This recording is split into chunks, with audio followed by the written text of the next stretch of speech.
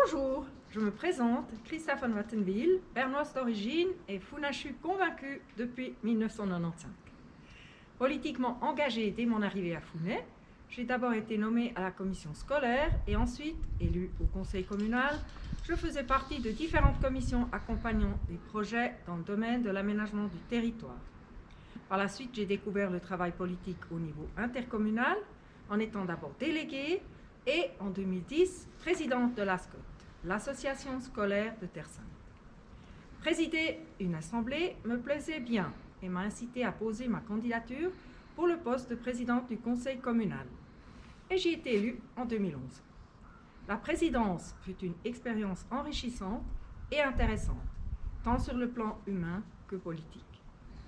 Une fois rentrée dans les rangs, j'ai rejoint la commission du service intercommunal pour l'exploitation de la déchetterie SIED et la commission de l'énergie, deux commissions qui accompagnent les projets techniques dans le domaine du développement durable de la commune.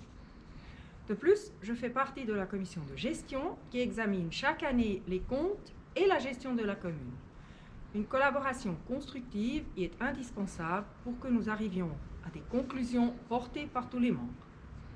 Travailler en équipe afin de trouver les meilleures solutions pour notre beau village est ma première motivation pour devenir municipale.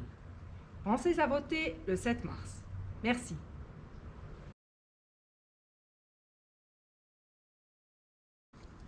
La commune a déjà bien avancé sur le chemin de la transition écologique. Par un fonds, elle soutient des investissements privés dans des énergies renouvelables et l'isolation des bâtiments. La commune fait installer un réseau d'autoconsommation énergétique avec des panneaux photovoltaïques sur ses bâtiments et des pompes à chaleur. De plus, elle investit dans un projet novateur autour de l'hydrogène vert qui rendra les bâtiments communaux autonomes d'un point de vue énergétique. Qui dit développement durable dit aussi recyclage. Le SIED continue à améliorer l'information à la déchetterie sur comment mieux trier nos déchets et les responsables cherchent continuellement des solutions novatrices pour un recyclage encore plus ciblé et efficace.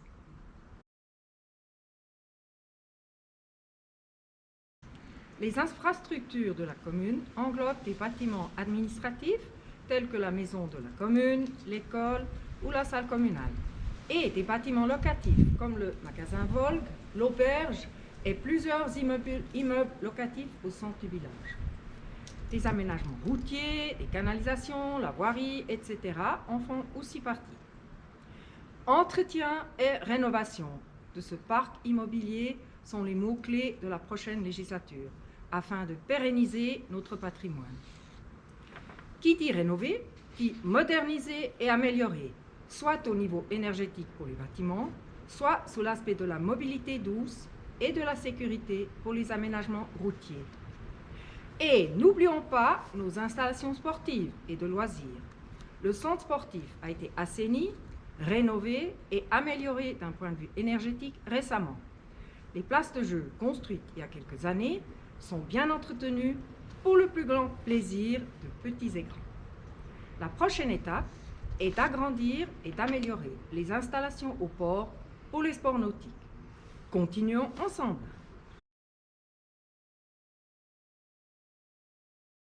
Qui dit vie sociale villageoise dit société locale. Elles sont les piliers sur lesquels se construisent toutes les activités villageoises qui nous tiennent à cœur.